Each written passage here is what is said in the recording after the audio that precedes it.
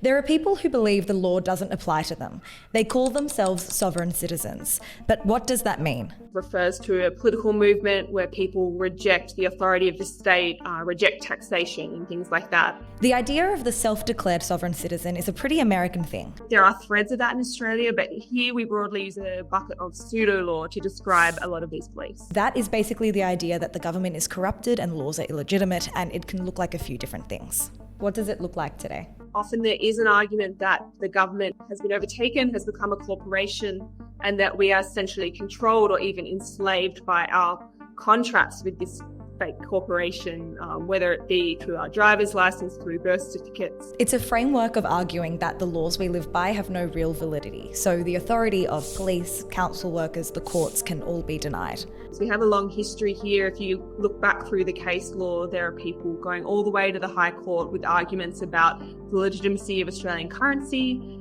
Often they tie these arguments to moments of historical change, Australia's federation, or even our 1999 referendum about whether to become a republic.